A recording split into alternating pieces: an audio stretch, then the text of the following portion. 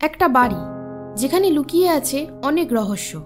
সেই বাড়িতে যে বাচ্চা জন্মায় সেই নাকি মারা যায়। কেন মারা যায় ও ওই বাড়ির মধ্যে কি এমন রহস্য লুকিয়ে আছে? নমস্কার বন্ধুরা, আমি অয়ন্তিকা এসে গেছি আপনাদের জন্য নতুন একটা সিনেমার এক্সপ্লেন নিয়ে। আজকের সিনেমাটি 2020 সালে মুক্তিপ্রাপ্ত ওয়েলকাম হোম সিনেমাটির একটি সত্য ঘটনার ওপর ভিত্তি করে বানানো হয়েছে। তো চলো বন্ধুরা, শুরু করা যাক। সিনেমাটির কাহিনী শুরু হয় মহারাষ্ট্রে। সিনেমার শুরুতে দেখায় একটা ইলেকট্রিশিয়ান মাঠের মাঝখান দিয়ে বাইক নিয়ে যাচ্ছিল। যেতে যেতে একটা বাড়ি তার চোখে পড়ে। তার বোতলে জল শেষ হয়ে যাওয়ায় সে ওই বাড়িটায় যায়।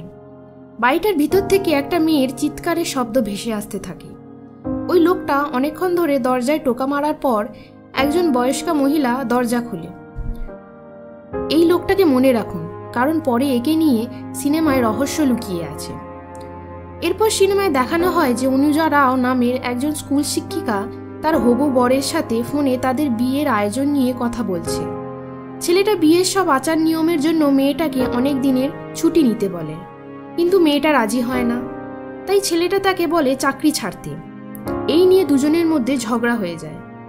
পরের দিন স্কুলে যাওয়ার পর তার বাবা তাকে ফোন করে বলে যে এরম ছেলে সে আর পাবে না, তাই সে যদি চাকরি ছাড়তে বলে তাহলে তার ছেড়ে দেওয়াই উচিত। এরপর সে টিচার্স রুমে যায়। সেখানে গিয়ে তার অমল যোশী আর নেহা কেবলের সাথে পরিচয় হয়। ক্লাস করানোর সময় ভিডিও থেকে তার কাছে চিঠি আসে। স্কুলের সব টিচারদের নাগপুরের জনগণনা করানোর জন্য পাঠানো হয়।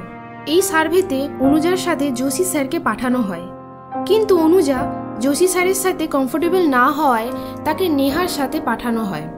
সার্ভে করার সময় তাদের দুজনের মধ্যে ভালোই পরিচয় হয়ে যায়। সব গ্রাম কমপ্লিট হয়ে যায়, কিন্তু খুবালা নামের একটা গ্রাম বাকি থেকে যায়। সেখানে একটাই ঘর আছে। নেহার তাই সেখানে যাওয়ার কোনো ইচ্ছাই ছিল না, কিন্তু অনুজা জোর করায় তাকে যেতে হয়। দুজনে অনুজা স্কুটি করে সেখানে যায়। মাঠের মাঝখান দিয়ে যেতে যেতে একটা বাড়ি তাদের চোখে পড়ে। সেখানে গিয়ে তারা দরজায় টোকা মারে। হঠাৎ করেই তখন বৃষ্টি চলে আসে। অনেকক্ষণ ধরে ডাকাডাকি করার পর একটা মেয়ে দরজা খোলে। অনুজা আর নেহা তাড়াহুড়ো করে ঘরে ঢুকে পড়ে, কারণ বাইরে বৃষ্টি পড়ছিল। সেই মেয়েটাকে তারা বলে যে আমরা জনগণনা করার জন্য এসেছি। মেয়েটা তাদের ঘরের ভিতরে নিয়ে যায়। এই মেয়েটির নাম প্রেরণা। অনুজা লক্ষ্য করে যে তার গলায় হাতে অনেক কালশিটে দাগ, আর সে গর্ভবতী। প্রেরণাকে দেখে মনে হচ্ছিল সে যেন কাউকে ভয় পাচ্ছে। বারবার সে দরজার দিকে তাকাচ্ছিল। অনুজা আর নেহা তাকে একটা একটা প্রশ্ন করতে থাকে। বাড়িতে কে কে আছে জিজ্ঞাসা করায় সে বলে যে আম্মা, তার বর, সে আর বাড়ির চাকর ভোলা এই বাড়িতে থাকে। অনুজা জিজ্ঞাসা করে যে এটা কি তার প্রথম বাচ্চা? প্রেরণা একবার দরজার দিকে দেখে, তারপর বলে এর আগেও বাচ্চা হয়েছিল, কিন্তু তারা তো সবাই মরে গেছে। জন্মানোর পর কিছুক্ষণ কাঁদে আর তারপর মরে যায়। এটা শুনে তো অনুজা আর নেহা অবাক হয়ে যায়। তারা আরও কিছু প্রশ্ন করবে বলে ভাবে, কিন্তু একটা বয়স্ক মহিলা তখন ঘরে ঢুকে পড়ে। মহিলাটি তাদের বলে যে যদি কাজ হয়ে গিয়ে থাকে তাহলে আপনারা আসতে পারেন। এরপর তারা দুজন ঘর থেকে বেরিয়ে যায়। বাইরে দরজার কাছে বাজারের ব্যাগ নিয়ে একটা লোক দাঁড়িয়েছিল। সে তাদের দিকে খুব খারাপ নজরে তাকিয়েছিল। এরপর তারা স্কুটি করে বেরিয়ে আসে, আর অনুজা বাড়িটার একটা ছবি তুলে রাখে। স্কুলে ফিরে আসতে তাদের দেরি হয়ে যায়। নেহার দাদার বাইক স্কুলের বাইরে রাখা আছে দেখে নেহা ভয় পেয়ে যায়। নেহার দাদা তাকে দেখতে পেয়ে বলে যে সে এতক্ষণ কোথায় ছিল। নেহা বলে যে সে জনগণনা করার জন্য গিয়েছিল অনুজার সাথে। নেহার দাদা তাকে সাবধান করে দেয় আর বলে যে কোনোদিন যদি উল্টোপাল্টা কিছু শোনে তাহলে এই চাকরি করা বন্ধ করে দেবে। এরপর অনুজার সাথে পরিচয় করে তার ভাড়া ঘরের ঠিকানা জেনে নেয় নেহার দাদা। কিছুদিন পর অনুজা নেহাকে সেই বাড়িটায় যাওয়ার কথা বলে। নেহা যেতে চায় না, কিন্তু অনুজা প্রেরণাকে নিয়ে খুব চিন্তায় ছিল। আর ওই বাড়ির লোকগুলো কেমন একটা যেন কিছু লুকোতে চাইছে। তাই অনুজা নেহাকে অনেক করে রাজি করিয়ে নিয়ে যায় সেই বাড়িটায়। সেখানে গিয়ে তারা প্রেরণার সাথে দেখা করতে চায়, কিন্তু তারা বলে যে প্রেরণার শরীর খারাপ, তাই দেখা করা যাবে না। এরপর একটা লোক আসে। লোকটির নাম ঘনশ্যাম। সে মৌনব্রততে আছে 5 বছরের জন্য। তাই ইশারাতে বলে যে তাদের বাড়িতে 4 জন লোক থাকে, আর তারা 20-25 বছর হলো এখানে থাকে। এরপর প্রেরণার বাচ্চার কথা জিজ্ঞাসা করায় বয়স্কা মহিলাটি অর্থাৎ ঘনশ্যামের মা বলে যে সে মারা গেছে আজ 2 সপ্তাহ হলো। এরপর তারা সেখান থেকে বেরিয়ে আসে। তখন হঠাৎ করেই বৃষ্টি চলে আসে। ঘনশ্যামের মা তাদের বলে এখন যেতে হবে না, বৃষ্টি থামলে তারপর যাবে। এরপর রাত হয়ে যায়, কিন্তু বৃষ্টি না থামায় তারা বাড়ি যেতে পারে না। রাতের খাবার খাওয়ার পর ওই বাড়ির চাকর ভোলা তাদেরকে ওপরের একটা ঘরে নিয়ে যায় থাকার জন্য। নেহার দাদা তাকে বারবার ফোন করছিল, তাই সে তার দাদাকে জানিয়ে দেয় যে সে অনুজার বাড়িতে আছে। কিছুক্ষণ পর বৃষ্টি থেমে যাওয়ায় অনুজা বলে যে এবার তাদের এখান থেকে চলে যাওয়াই উচিত, এখানে তার ঠিক লাগছে না। কিন্তু নেহা বলে যে এই অন্ধকারে তারা কোথায় যাবে, আশেপাশে কোথাও কোনো বাড়ি নেই, রোড নেই, শুধু মাঠ আর মাঠ। এই সময় হঠাৎ করে ঘরের দরজায় টোকা পড়ে। অনুজা ভয়ে ভয়ে দরজা খুলে দেখে যে ভোলা জল দিতে এসেছে। সে জলটা নিয়ে দরজা বন্ধ করে দেয়। এরপর ভোলা নিচে যায় ঘনশ্যামের কাছে আর বলে যে মেয়েগুলো এসেছে, তাদের বাড়ির লোক জানে না যে ওরা এখানে আছে। মেয়েগুলো অনেক ছোট, ওদের কিছু হয়ে গেলেও কেউ কিছু জানতে পারবে না। তারপর সে মেয়েগুলোর কাছে যাবে বলে কান্নাকাটি করতে থাকে, কিন্তু ঘনশ্যাম অনুমতি দেয় না। অনেক রাত হয়ে যায়। অনুজা জানলার ধারে জেগে বসে থাকে। হঠাৎ সে দেখে ঘনশ্যাম বাগানের একটা ঘরের মধ্যে যাচ্ছে। অনুজা লক্ষ্য করে ওই ঘরে আর একটা মানুষও আছে, কিন্তু সে মৃত। এটা দেখেই সে নেহাকে ডাকে আর পুরো ব্যাপারটা বলে। তারপর তারা ঠিক করে যে এখনই এখান থেকে পালিয়ে যাবে। সিঁড়ি দিয়ে নিচে নেমে দেখে যে সামনের আর পিছনের দুদিকের দরজায় চাবি দেয়া আছে। তারা ঘনশ্যামের মায়ের ঘরে চাবিটা খুঁজে পায়। তারপর তারা পিছন দিকের দরজার চাবি খুলে বেরিয়ে পড়ে। বাইরে বেরিয়ে দেখে চারিদিকে শুধু অন্ধকার আর জঙ্গল। নেহা তাই অনুজাকে জিজ্ঞাসা করে যে সে কি সত্যি সত্যিই একটা মৃত মানুষকে দেখেছে। অনুজা ঠিক করে বলতে পারে না, তাই তারা ওই ঘরটায় যায় মানুষটাকে খুঁজতে। সেখানে গিয়ে আলো জ্বালাতেই একটা কাটা আঙুল দেখতে পায় তারা, আর একটা মানুষ হঠাৎ করে অনুজার পা চেপে ধরে। তারা ভয় পেয়ে যায় আর সেখান থেকে ছুটে বেরিয়ে আসে। তাড়াহুড়ো করে ছুটতে গিয়ে তারা পড়ে যায় আর অনুজার ফোনটা হারিয়ে যায়। অন্ধকারে মাঠের মাঝে জঙ্গলের ভিতর থেকে হিংস্র জন্তুর আওয়াজ আসছিল। অনুজা নেহাকে তার ফোনটা বের করতে বলে, কিন্তু তাড়াহুড়ো করে আসতে গিয়ে সে তার ফোনটা সেই ঘরেই ফেলে রেখে এসেছে। তাই তারা আবার সেই বাড়িটায় ফিরে যায়। অনুজা বলে যে এরা কেউ কিছুই জানে না যে আমরা বাড়ির বাইরে গিয়েছিলাম আর সেই লোকটাকে দেখেছি, তাই আজ রাতটা থেকে যাই, কাল সকালে চলে যাব। এরপর তারা আবার নিচে আসে, দরজায় চাবি দেয় আর চাবিটা ঘরে রেখে দিয়ে উপর ঘরে চলে যায়। সারা রাত তাদের আর ঘুম আসে না। পরের দিন সকাল হতে না হতেই তারা বেরিয়ে পড়ে। বেরিয়ে যাওয়ার সময় ভোলা তাদের বলে যে কিছু খেয়ে যেতে। তারা ভোলার কথায় কান না দিয়ে বেরিয়ে চলে আসে। ঘনশ্যামের মা তখন ঘনশ্যামকে জিজ্ঞাসা করে যে ওদের আটকাবি না? ঘনশ্যাম মাথা নেড়ে বলে যে না। ওর মা তখন বলে যে মেয়েগুলো কাল রাতে বাড়ির বাইরে গিয়েছিল। ঘনশ্যাম সঙ্গে সঙ্গে বাইরে যায় আর ভোলাকে বলে ওদের ধরতে। অনুজা আর নেহা স্কুটি নিয়ে বেরিয়ে আসে এবং ভোলা আর ঘনশ্যাম তাদের পিছন পিছন ছুটতে থাকে। স্কুটির চাকাটা একটা গর্তে পড়ে থেমে যায়। নেহা ছুটে পালায় আর অনুজাকে ঘনশ্যাম ধরে নেয়। ভোলা ঢিল ছুঁড়ে নেহার মাথায় মেরে আর অনুজাকে একটা ঘুষি মেরে অজ্ঞান করে দেয়। এরপর তাদের মাটির নিচের একটা ঘরে বন্ধ করে রাখা হয়। জ্ঞান ফেরার পর অনুজা ঘরের চারিদিকটা ঘুরে একটা সিঁড়ি খুঁজে পায়। সিঁড়ি বেয়ে উঠে দরজার নিচের ফাঁক দিয়ে সে দেখে যে তারা ওই বাড়িটার ভিতরেই আছে। নেহাকে গিয়ে সে এটা বলে। নেহা দরজায় গিয়ে ধাক্কা মারে আর ওদেরকে এখান থেকে বের করে দিতে বলে। ভোলা তখন জল গরম করে নিয়ে এসে দরজার নিচে দিয়ে ছুঁড়ে দেয়। জলটা নেহার মুখে লাগায়, সে সিঁড়িটা দেখে পড়ে যায়। এরপর নেহা কাঁদতে থাকে আর অনুজাকে দোষ দেয় যে তার জন্যই ওরা এখানে ফেঁসে গেছে। অন্যদিকে অনুজাকে ফোন করে না পেয়ে তার হবু বর তাকে তার ভাড়া বাড়িতে খুঁজতে আসে। নেহার দাদাও নেহাকে সেখানে খুঁজতে আসে। নেহার দাদা অনুজাকে দোষ দেওয়ায় তাদের মধ্যে একটু ঝগড়া হয়ে যায়।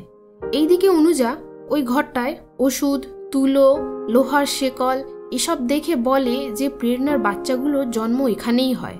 হয়তো প্রেরণা ঘনশ্যামের বউই নয়, সেও হয়তো আমাদের মতো ফেঁসে গেছে। এরপর সে সিঁড়ি বেয়ে উঠে দরজায় ধাক্কা দেয় আর নিচে নেমে এসে একটা লাঠি নিজে নেয় আর একটা নেহাকে দেয়। তারপর তারা লুকিয়ে পড়ে।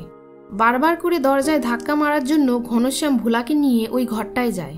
অনুজা ঘনশ্যামকে মারতে যায়, কিন্তু সে বুঝতে পেরে গিয়ে অনুজাকে ধরে ফেলে। ভোলাও নেহাকে খুঁজে বার করে ফেলে। তারপর ঘনশ্যাম তাদেরকে বেল্ট দিয়ে প্রচুর মারে। এরপর রাতে ঘনশ্যামের মা ভোলাকে বলে যে মেয়েগুলোকে খেতে দিতে। ভোলা তাদেরকে খেতে দিতে যায়। নেহাকে 2 টুকরো রুটি খাওয়ানোর পর ভোলা তার ঠোঁটের কাছে হাত বোলাতে থাকে। নেহা বুঝতে পারে যে তার উদ্দেশ্য ঠিক নেই, তাই সে আর খেতে চায় না। ভোলা তাই জোর করে তার মুখে খাবার ঢুকিয়ে দেয়। অনুজা তখন তাকে লাথি মেরে ফেলে দেয়। তারপর ভোলা গিয়ে তার গলা টিপে ধরে। ওপর থেকে ঘনশ্যাম ভোলাকে ঘণ্টা নেড়ে ইশারা করায় সে ওদের ছেড়ে দিয়ে চলে যায়। এরপর অনুজা সেখানে একটা সুড়ঙ্গ খুঁজে পায়। সেখান দিয়ে তারা বাইরে আসে। একটা ডোবার ভিতর দিয়ে বেরিয়ে নেহা একটা গাড়ির পিছনে লুকিয়ে পড়ে। অনুজা বাড়ির পিছন দিয়ে গিয়ে বাগানের সেই ঘরটায় যায়। এই ঘটনাটা ওপরের বারান্দা থেকে প্রেরণা দেখে নেয়। এই সময় নেহার দাদা সেখানে নেহাকে খুঁজতে যায়। ভোলা বলে যে এরম কোনো মেয়ে এখানে আসেনি। ফিরে যাওয়ার সময় নেহার দাদা নেহার ব্যাগের কি চেন দেখতে পায়। সে এবার রেগে গিয়ে ঘনশ্যামকে বলে যে কোথায় সে তার বোনকে লুকিয়ে রেখেছে, না বললে কিন্তু খুব খারাপ হয়ে যাবে।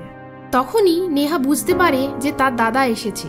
সে তার দাদাকে ডাক দেয় আর ভোলা সেই সময় তার মাথায় একটা ঢিল মেরে অজ্ঞান করে দেয়। ঘনশ্যাম একটা বড় পাথরের টুকরো দিয়ে তার মাথাটা থেতলে দেয়।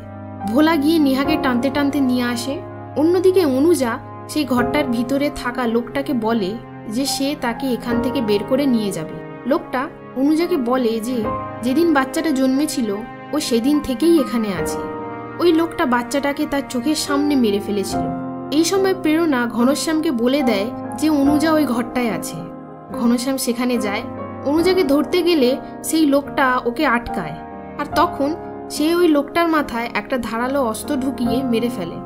অনুজা কোনো রকমে সেখান থেকে পালায়, কিন্তু তার পায়ে লেগে যাওয়ায় সে বেশি দূর যেতে পারে না। ঘনশ্যাম তাকে গিয়ে ধরে নেয়।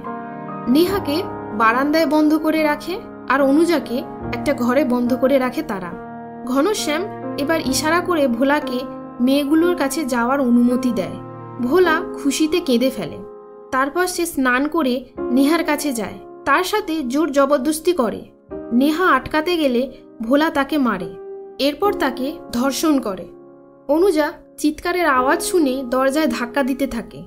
ঘনশ্যাম তখন একটা ব্লেড নিয়ে গিয়ে অনুজার কান কেটে দেয়। তারপর তাকে নিয়ে গিয়ে দেখায় নেহার অবস্থাটা। এরপর রাত হয়ে যায় আর অনুজা ভাবতে থাকে যে এখান থেকে কি করে বেরোনো যাবে। সে যে ঘরে ছিল সেখানে একটা টর্চ ছিল। জানলার কাঁচ খুলে সে ওই টর্চটা নিয়ে নিচে ঝাঁপ দেয় আর ওই বাড়ির গোয়াল ঘরটায় আগুন ধরিয়ে দেয়। এটা দেখে ভোলা আর ঘনশ্যাম ছুটে আসে। ভোলা জল দিয়ে আগুন নেভাতে চায়, কিন্তু আগুন নেভে না। ঘনশ্যাম আর তার মা এসব দেখে কাঁদতে থাকে। ঘনশ্যামের রাগ ধরে যায় আর সে ভোলাকে ধরে মারতে থাকে। ভোলা এরপর একটা ভোজালি নেয় আর অন্ধকারে একটা আলো দেখতে পেয়ে সেদিকে ছুটে যায়। এই সময় প্রেরণা এক গ্লাস জল নিয়ে নেহার কাছে যায়। নেহা বলে যে আগেই আমাদের বলে দিতে পারতে, তাহলে আমরা আর এখানে আসতাম না। প্রেরণা তখন বলে যে আস্তে কথা বলো, বাবা শুনতে পেয়ে গেলে খুব মারবে। নেহা তো এটা শুনে অবাক হয়ে যায় যে ঘনশ্যাম ওর বাবা হয়। প্রেরণা বলে যে বাবা খুব মারে, খেতে দেয় না, কিন্তু বাবার কথা শুনে চললে আর মারে না, খেতেও দেয়। মাকেও এভাবেই শাসন করে রাখতো বাবা। একদিন মা কথা শোনেনি, তাই মাকে ওরা মেরে ফেলে। এসব শুনে নেহা ওকে অনেক করে অনুরোধ করে এখান থেকে বেরোতে সাহায্য করার জন্য, কিন্তু প্রেরণা তাকে দরজা বন্ধ করে দিয়ে চলে যায়। এইদিকে অনুজা ভোলাকে ছুটিয়ে ছুটিয়ে মাঠের মাঝখানে নিয়ে আসে আর লুকিয়ে পড়ে। তারপর একটা লাঠি দিয়ে ভোলার মাথায় মারে, সে মাটিতে পড়ে যায়। তারপর অনুজা ভোলাকে লাঠিটা দিয়ে খুব মারে। মারতে মারতে সে কয়েকটা হিংস্র জন্তুর আওয়াজ পায়। এরপর ভোলাকে সেখানে ফেলে রেখে সে চলে আসে আর সেই জন্তুগুলো ভোলাকে জ্যান্ত চিবিয়ে খেয়ে নেয়। এইদিকে প্রেরণা নেহার ঘরের দরজা খুলে দেয় আর নেহা সেখান থেকে পালিয়ে যায়। ভোলার চিৎকার শুনে ঘনশ্যাম আর তার মা ভয় পেয়ে যায়। সব দরজা জানলা বন্ধ করে দিয়ে তারা ঘরেই চুপচাপ বসে থাকে। নেহার সাথে অনুজার দেখা হওয়ার পর অনুজা বলে যে সে ওই বুড়োটাকে মারবে। নেহা বলে যে না, ওখানে গেলে ও আমাদের মেরে দেবে। প্রেরণা ওর মেয়ে হয়, ওর বউ নয়। অনুজা তো এটা শুনে আরো রেগে যায় আর বলে যে ওই বুড়োটা নিজের মেয়ের সাথে শারীরিক সম্পর্ক রেখেছে, এতগুলো বাচ্চাকে মেরেছে, আমাদের সাথে এরকম করেছে, ওকে তো এবার মারতেই হবে। এরপর তারা সেই নালার রাস্তাটা দিয়ে বাড়িটায় ঢোকে। আর সিঁড়ি দিয়ে ওপরে উঠে যায়। ঘনশ্যাম সেটা বুঝতে পারে। সেও একটা লাঠি নিয়ে ছাদে উঠে যায়। ছাদে অনুজা লুকিয়েছিল। ঘনশ্যাম আসতেই সে পিছন থেকে মারতে যায়, কিন্তু ঘনশ্যাম বুঝতে পেরে লাঠি দিয়ে অনুজার গলা চেপে ধরে। নেহা একটা কাস্তে নিয়ে ছাদে উঠতে যায়, তখনই ঘনশ্যামের মা ভোজালি দিয়ে নেহার পায়ে মেরে দেয়। সেও তার প্রাণ বাঁচাতে ঘনশ্যামের মায়ের গলায় কাস্তে দিয়ে কোপ বসিয়ে দেয়। এইদিকে অনুজা ঘনশ্যামকে পিছন দিকে ঠেলে দেয় আর লাঠিটা দিয়ে তার মাথায় মারতে থাকে। মারতে মারতে যখন ঘনশ্যামের অবস্থা খারাপ হয়ে যায়, তখন সে ঘনশ্যামকে ছাদ থেকে ঠেলে ফেলে দেয়। তারপর ঘনশ্যামের মায়ের হাতে থাকা ভোজালিটা নিয়ে ঘনশ্যামের গলার নলি কেটে দেয় অনুজা। প্রেরণা এসব চুপচাপ দেখে। মুখে কিছু না বললেও মনে মনে সে একটু শান্তিই পেয়েছিল। বিগত 20 বছর ধরে তারা সেই বাড়িটায় ছিল। প্রেরণার 8টা বাচ্চা হয়েছিল, যার মধ্যে 7টা ঘনশ্যাম মেরে দেয় আর একটা বাচ্চা মৃত জন্মেছিল। ঘনশ্যাম আর ভোলা মিলে 13 জনকে মেরেছিল, যার মধ্যে ভোলা 9 জনকে ধর্ষণ করেছিল। ওদের এই জঘন্য স্বভাবের শিকার প্রথম হয়েছিল প্রেরণার মা সাবিত্রী। নেহা আর অনুজারাই একমাত্র নিজেদেরকে টিকিয়ে রাখতে পেরেছিল। এক্সপ্লেনটি ভালো লাগলে কমেন্ট করে অবশ্যই জানাবেন। ভিডিওটি লাইক এবং এরকম আরও মুভির এক্সপ্লেন শুনতে গেলে আমার এই ছোট্ট চ্যানেলটি সাবস্ক্রাইব করে রাখুন। দেখা হচ্ছে পরের ভিডিওতে।